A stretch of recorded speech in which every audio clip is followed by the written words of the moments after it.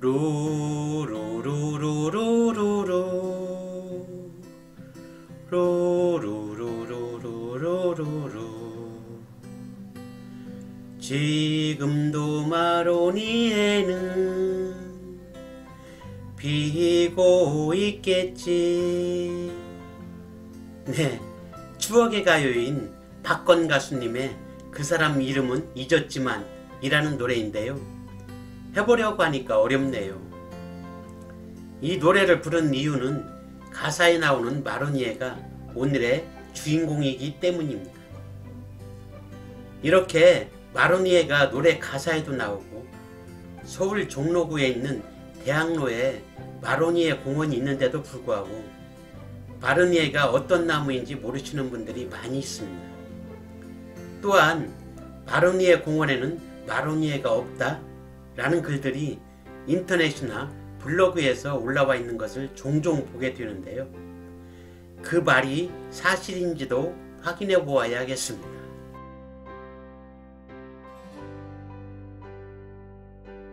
안녕하십니까, 식물다큐TV의 강PD입니다.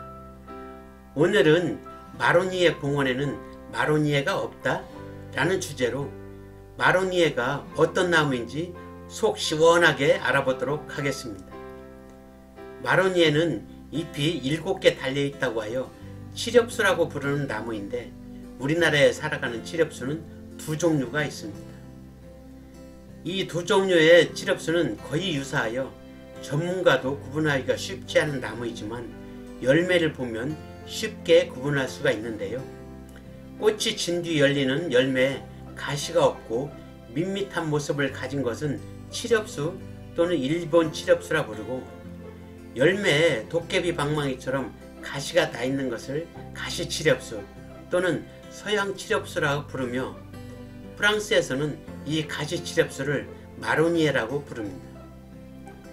칠엽수는 꽃이 우윳빛을 띠는 반면 가시칠엽수는 꽃잎 안쪽에 붉은색 무늬가 있어 약간의 차이를 보이고 있으며, 우리 주변에서 만나는 것은 대부분 열매에 가시가 없는 일본 칠엽수입니다. 그럼 칠엽수의 생태적 특성을 알아보도록 하겠습니다. 칠엽수는 칠엽수과의 키가 큰 교목으로 지름이 2m에 달하고 높이가 30m까지 자라는 나무입니다. 겨울로는 짙은 갈색을 띤 자주색이고 끈적끈적한 점액질에 부동액 같은 것이 묻어있어 내한성을 높여준다고 하며, 잎은 5에서 7개가 모여나는데 거꾸로 세운 달걀 모양으로 가운데 것이 가장 크고 길며 양옆으로 갈수록 작아져 잎 전체가 둥근 형태를 이룹니다. 5, 6월에 붉은 반점이 있는 흰색으로 피는 꽃은 가지 끝에 달려 보기가 쉽지 않지만 한번 보면 기억에 남을 만큼 인상적인데요. 한 개의 꽃차례는 1.5cm 정도의 작은 꽃이 100에서 300여 개가 모여 커다란 곡갈 모양을 하고 있어 특이한 형태를 이루며, 작은 꽃들은 4장의 꽃잎이 보여 아래를 향해 피는데 수술이 길게 밖으로 빠져나와 있으며, 꽃에는 꿀이 많아 꿀벌들이 많이 찾아드는 나무입니다. 여름이 되면 탁구공만한 열매가 3에서 5개로 모여 녹색으로 열리는데, 가을이 되면 갈색으로 변하고 완전 익으면 껍질이 3갈래로 갈라지면서 속에 든 씨가 밖으로 빠져나오는데, 충실한 열매에는 3알씩 들어있으며 밤털과 같이 겉면에 광택이 있고 밑면이 잿빛으로 되어 있어 크기나 색깔, 모양 등이 밤과 너무 흡사하여 밤으로 착각하는 사람들이 많을 정도이지만, 열매에는 강한 독성이 있어 먹으면 심한 구토와 배앓이를 한다고 합니다.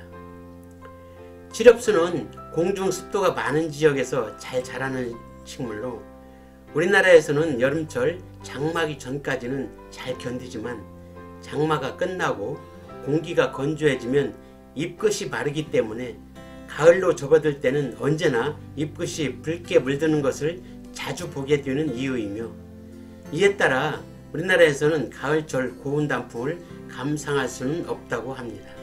칠엽수는 일본이 원산지인 반면 가시칠엽수, 즉 마로니에는 유럽이 원산지이며 여름철 녹음이 좋고 배출가스 흡수 능력이 좋아 플라타나스, 피나무, 느릅나무와 함께 세계 4대 가로수 중에 하나라고 하는데요.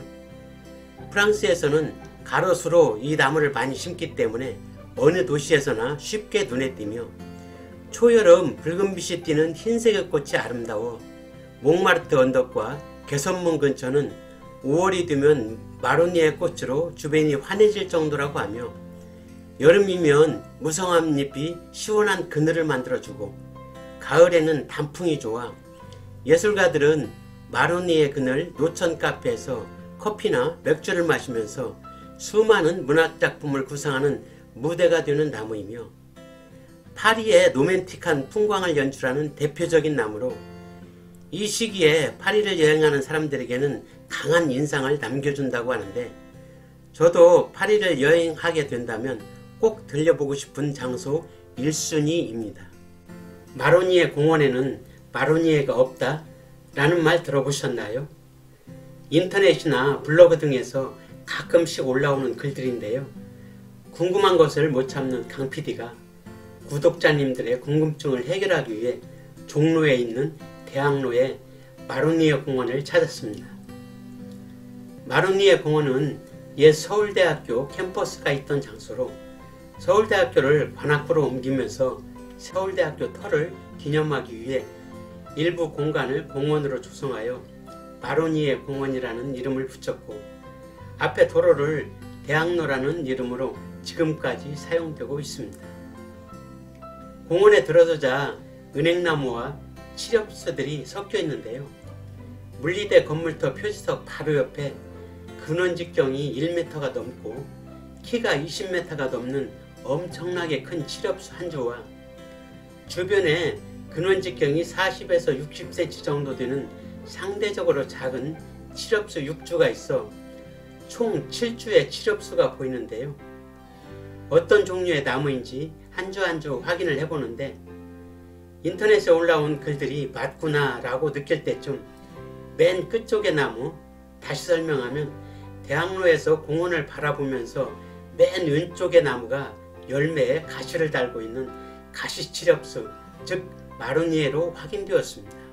자료를 찾아보니 1929년 일제강점기 시절 경성제국대학을 설립할 때 그 기념으로 일본 수종인 칠엽수를 대학의 가장 중심에 심었고 일본 특산 식물이라는 사실을 숨기기 위해 유럽 원산의 마로니에라고 거짓으로 알려 서울대학의 상징처럼 각인시켜 지금까지도 마로니에라는 이름으로 전해진다고 하며 옛 물리대 본관 건물터에는 원래 2그루의 칠엽수가 있었다고 하는데 1975년 물리대를 지금의 관악캠퍼스로 이전하면서 한 그루를 가져가고 한 그루는 그 자리에 두었다고 합니다.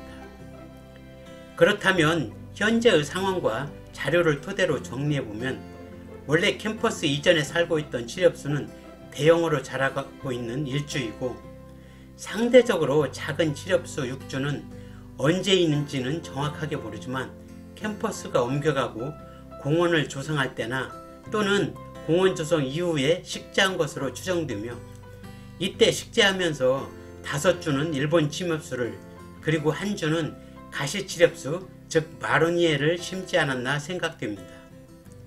따라서 마로니에 공원에는 마로니에가 없다라는 말은 잘못 전달된 말로 일제강점기 시절에는 마로니에가 아닌 칠엽수를 심었겠지만 현재 심겨진 나무는 처음 식재한 한 주를 포함한 총 7주 중 6주는 칠엽수, 즉 일본 칠엽수이고 한 주는 가시칠엽수, 즉 마로니에임을 확인하였습니다. 이것으로 마로니에 공원에는 마로니에가 없다 라는 주제로 칠엽수라고 부르는 일본 칠엽수와 가시칠엽수로 부르는 마로니에를 비교 관찰하여 보았고 대학로의 마로니에 공원에는 칠엽수 6주와 마로니에 한 주가 살아가고 있는 것을 확인하여 모든 궁금증을 해결하였습니다. 이 영상을 다 보신 구독자님들께서는 칠엽수와 마로니에를 확실하게 구분할 수 있겠죠. 이상으로 오늘의 모든 영상을 마칠까 합니다. 구독과 좋아요를 부탁드리면서 지금까지 식물다큐TV의 강PD였습니다. 감사합니다.